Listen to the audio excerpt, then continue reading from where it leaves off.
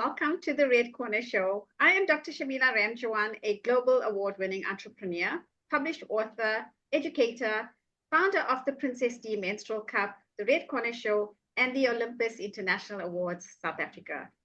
It is a pleasure to be your host as we bring you inspiring conversations this Women's Month in South Africa. We are celebrating women who are breaking barriers, leading with purpose, and inspiring future generations. Throughout the month, I will be interviewing visionary women from diverse industries, sharing their journeys of resilience, leadership, and success to inspire and empower viewers everywhere. Let's welcome my guest today, Dora Rapai. Dora Rapai is a chemical engineer, educator, and founder of Connectdor, a community initiative dedicated to creating opportunities for underprivileged children and youth in Roodepoort, South Africa. Passionate about education and community development, she leads initiatives in sewing education, sanitary pad distribution, and tutoring in mathematics, chemistry, and biology, empowering young people to reach their full potential. A devoted mother of four and a woman of strong faith, Dora is committed to serving others with compassion, believing that every child deserves the opportunity to learn, grow, and thrive. Through Connectdor, she continues to transform lives by connecting opportunities with hope, education, and opportunity. Welcome, Dora. Thank you so much. Thank you. It's great to have you on the Red Corner Show. Thank you. So we're going to start by you telling the viewers a little about yourself and what inspired your journey as a chemical engineer, educator, and community advocate. Okay, so I'm Dora Rapai. I'm a chemical engineer and educator and a social community advocate. And what inspired me when I was growing up, I was so fascinated with chemistry or the love of chemistry. Especially I was fascinated, like when my mom used to send us like to go do dishes, and I'll be fascinated on how would be able to clean all these greasy pots with soap and how the medicine would work. When I was a young child, I used to be very sickly. So I was asthmatic. I would always be admitted in hospital.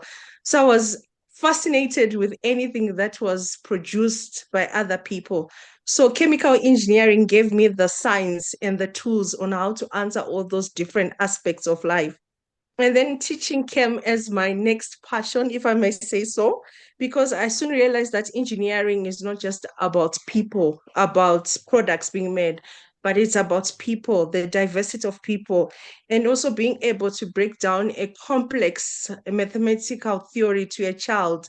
That fascinated me so much. Thank you for sharing your story and very briefly about your journey as well. It's inspiring to see how your passion and your purpose have shaped every aspect of your journey. Now, you're the founder of Connectdor. I want to know how you got that name. It's Okay. a community initiative, right? And Yes, it is.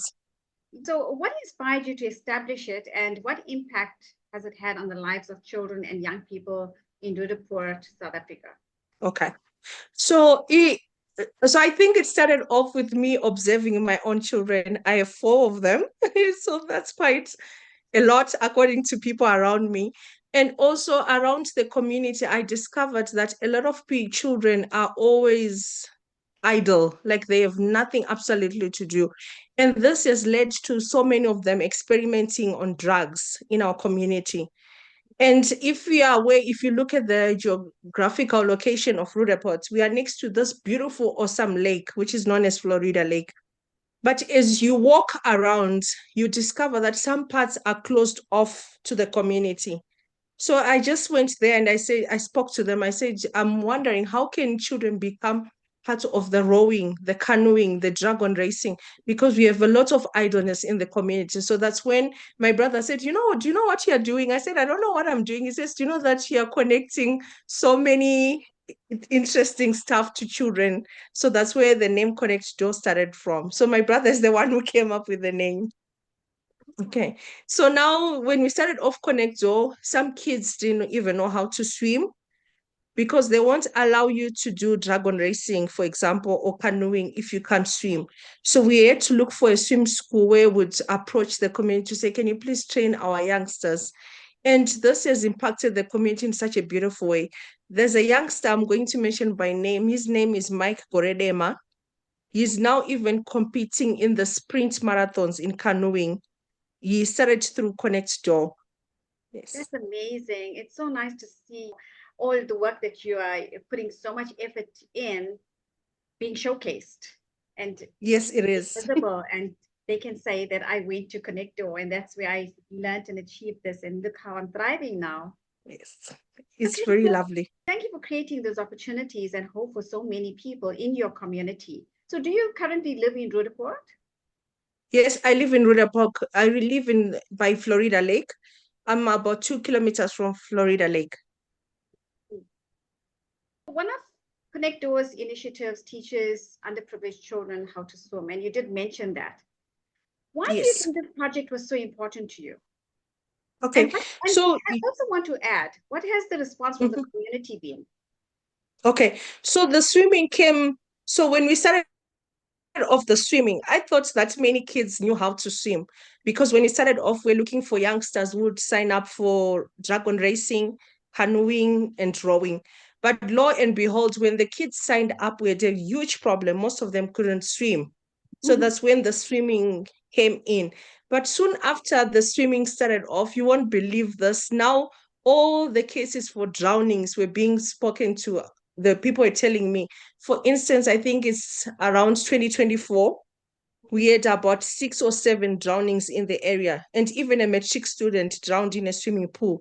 Yes, So we realized that children can't even like save themselves when they go into a pool. They think that you can just wing it, but you can't just wing it. It's a skill that you have to be taught. So that's when the swimming came into play. So right now we have about more than 90 kids that are swim safe. And the good thing about the school that I am in contact with, they don't just teach them how to swim, they also teach them life-saving skills. Like, let's say if your mom were to go into the pool, how would you save her if she can't swim? If your dog were to be in the pool, how would you save your dog? And they also teach them ambulance numbers, police numbers. So it's a very good initiative that I'm proud of. absolutely. I'm sure you're proud. Learning to swim is more than just a skill. As you mentioned, it Mm-hmm. saves lives as well. You are making such a meaningful contribution in your community, and I'm sure you have lots of partnerships and people coming on board to help you with this and just train more people or more children how to swim. Do you also have adults or is it just children? Okay.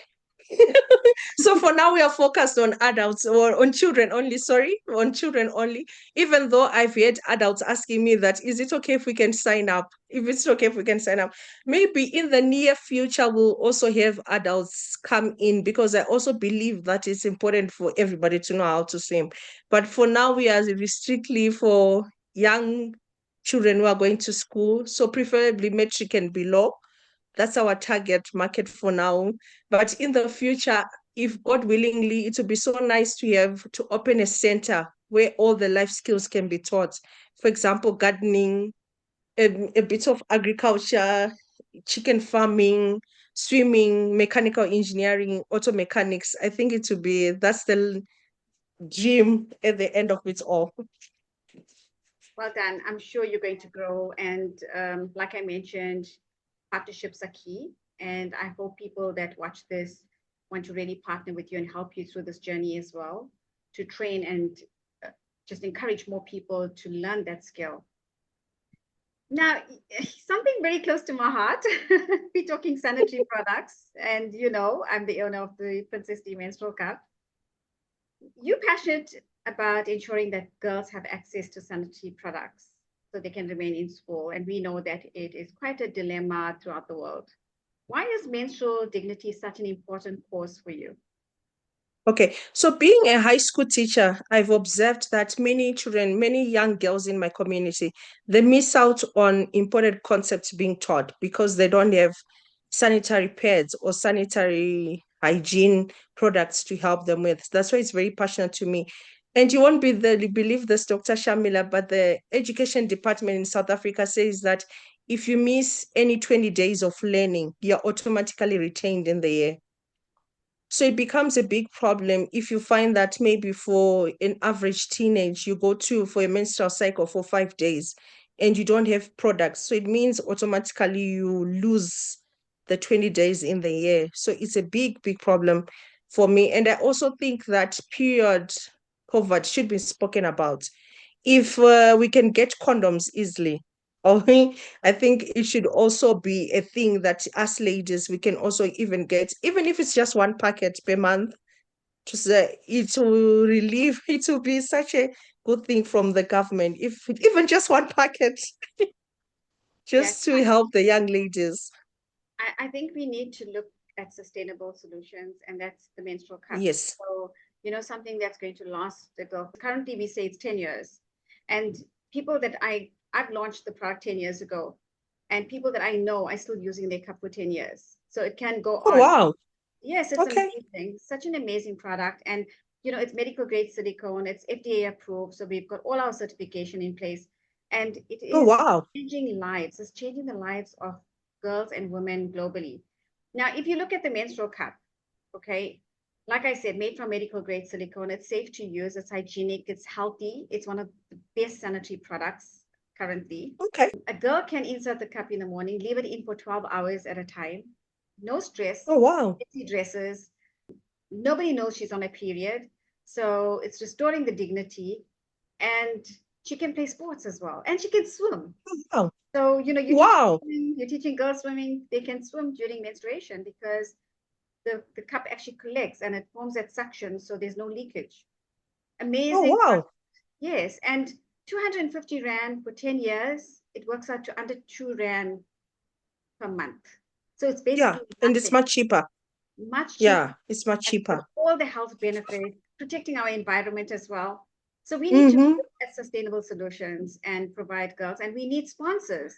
We Yes, can't, the please. girls can't afford it. We do not No, charge they can't. for it. So we wait for sponsors to come on board and sponsor the product so we can go and do the sanitary product drive. And recently in July, we did over 400 girls at a school in Pretoria with the Department of Education, Swanee North. And we collaborate with them and we go out and do these drives. And also other organizations come on board and they sponsor. So we need sponsors. So you need to come on board and look for sponsors, and maybe we can. Yes, definitely. Yes. Because I think just by you saying that you can use it in the morning and it's 12 hours, it makes much more sense than using a sanitary pad. Because remember, the sanitary pad, you need to change it constantly. And it's also, it's not environmental sustainable. Oh, that's it. Definitely, you can count me in.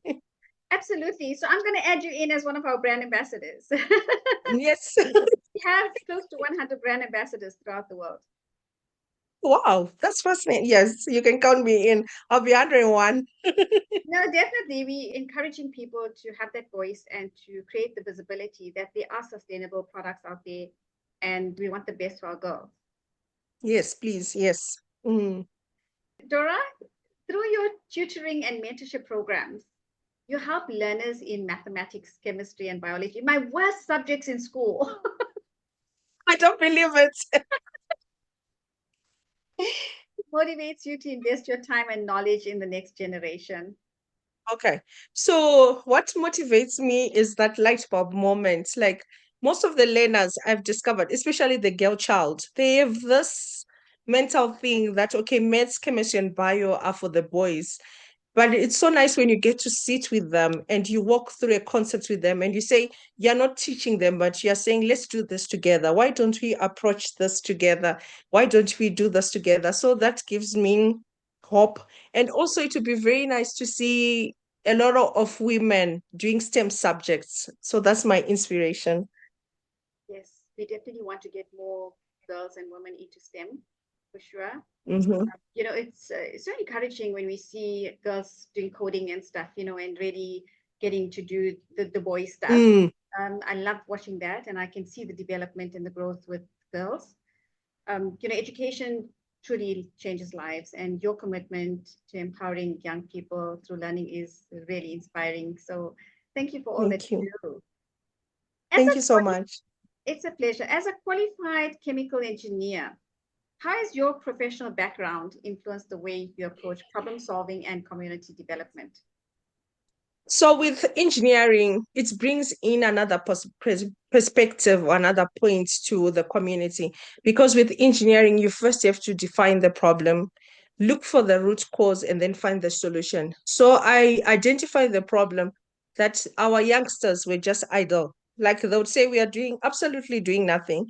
But you know that they were not absolutely doing nothing because most of them started experimenting with drugs. So I had to find a solution to come up with to say, okay, we need to keep them busy, even if it's for the weekend, for a Saturday or a Sunday, they need to be kept busy and they need to account for each other. So they would collect each other in groups and they walk together to the lake and then they go back home. So I think that kept them off the streets and is still keeping them off the streets. I love that concept and I love the thinking, keeping them off the streets. So it's just fascinating to see how the skills you've developed in your profession have become tools for creating positive social impact. So well done on that. Thank you. And I'm sure your children are learning from you as well. Okay, so so my children, my big four, I think what they are learning more from me is that when you save others, there's so much satisfaction in it. Because if we are doing a cleaning around the lake, they're supposed to be in front. If we are going for swimming, they are supposed to be in front. I remember with my boy, he says, Mommy, the whole holiday, we've been counting pads and counting pads and counting pads. I'm so tired of counting pads and pads and pads and sweets for girls. But I think in them knowing how to serve, I think it will make their life easier because I think the best people out there in the world are the people who know how to save others. That's my personal opinion anyway, but I think it's very true. And a big shout out to your daughter because your daughter contacted me to get you onto the show. Oh, thank you so much. Thank you. Thank you. Please tell her thank you. You can see that your kids are really proud of you. Thank you so much. Thank you. I'll definitely tell her. She's busy cooking supper now. I'm sure she's going to watch this. She will, definitely. Dora, you're a wife, mother of four, as you mentioned, the big four, educator and community leader. How do you balance these many roles while staying true to your purpose? Okay, so I think it's easy because I don't see them as many hats that I have to wear. I don't see them as many branches, but I see them as one branch with one purpose. Like, for instance, if I'm marking papers, if I'm running a community drive, if I'm cooking, if I'm teaching my own child maths, or if I'm teaching somebody maths, I don't see it as many hats I have to wear. I just see it as one branch with one purpose because my purpose is to serve. So everything I do, I ask myself, am I serving my family? Am I serving the community? Am I serving my neighbor? Am I serving a workmate? And then if it's serving, then it answers everything. I don't feel guilty about anything. So, just talking about serving, your faith plays a central role in your life and openly acknowledges that you're a child of God. How has your faith Yes. guided you through challenges and inspired the work that you do today? Okay. So in my faith, like God says that, okay, how can we claim to love a being that we have not seen when we can't love people who are right next to us? So I think when you love somebody, I can't just say, I love my community. And then if they're hungry, I don't show up. Or if there's a problem, I don't show up. Love is shown through actions. And I think in me loving other people, it's also a way of showing them that there's a bigger God out there. And sometimes it's not always easy. It's like you are saying, it's not easy to get sponsors. It's not easy sometimes to put something together because you have different people with different beliefs. But at the end of the day, I think if we love, then it covers everything because in the Bible, I think it even says that love covers a multitude of sins. So my hope is to love and show God's love through the work that I do. And God provides. Excellent. Amen. He always does. Yes. He always does. Just looking back on your journey, What has been your proudest achievement? You've spoken about so many little nuggets. And what message would you like to share with young women who aspire to make a difference in their communities? Exactly what you're doing. Okay, so my proudest moment, there's this young man, I think he relocated to Botswana now. He came up to me and he said, you know what, so they all call me Dora. Some even go to the extent of saying Dora the Explorer. So he came up to me and he said that, you know, that the first time that I was in the pool is when you took me to swimming, and I'll never forget you. So I think that's touched a chord in my heart. I think I'm actually a crybaby. So that afternoon I even wept a little bit. I said, God, you sometimes we don't know the impact that we are making in the community, only for like people to come and speak to you and tell you how you have touched their lives. And also when it comes to me being an educator, when I see when a child is sending me messages to say, George, you know that when we're doing science today, you ignited this passion in me. I'm going far and beyond. I'm looking at everything. I'm studying this. I'm studying this. So I think those are my proudest moments. Wow. And any moments that you want to share concerning your family? Okay, so with my family, I think this moment is gonna make me cry that my eldest daughter reached out to you, because we were just speaking about it. I said, you know what? I saw this. I met Dr. Shamila on the Olympus Awards, and she does this red show, corner show. And she was like, you know what, Mom, maybe I'll sign you up. I said, I don't think so. And then I just left it. So this is very touching. And also when they help me with whatever I'm doing in the community, that's my proudest moment. Wow. Well, like I said, shout out to your daughter and well done I on will. that. And you know, what you've shared with us in terms of what you do and how you make people feel is truly inspiring. And it just shows that you have the gift, the kindness, and the service that you actually portray in your community to change and basically change the lives of others. Thank you so much. And you know, sometimes we don't see what we do in the communities, but I'm sure people feel it. You know, like Maya Angelou said, people will forget what you said, people will forget what you did, but people will never forget how you made them feel. Very true. I And you agree never with know you. down the line, in years to come, you've changed lives, you've impacted them, and they do know Dora the Explorer. Finally, what legacy do you hope to leave through Connectdor, and where can our viewers connect with you Okay. if they would like to support your initiatives or become involved just as a volunteer? Okay. So I think I want people to say that they open doors for other people. And most of all, they made saving look very cool. And everybody will be kind. And they made kindness a norm in the community. That's what I want to leave. And also, if they want to reach out, you know, the most funniest part, I'm not on any social medias. I'm going to try That's a and good improve. thing. It's actually good not to have social media. It's become so toxic. Okay. Yeah. If people do want your number, they can come via us and we can share it with Okay. Thank you so much. Okay. audience. If you would like to connect with Dora, please drop us an email and we will share her contact details with you. Thank you so much. That gives me peace. I was kind of worried. We have to be careful these days. Dora, Yes. the last message to our viewers, what message of hope would you give to women out there for Women's Month?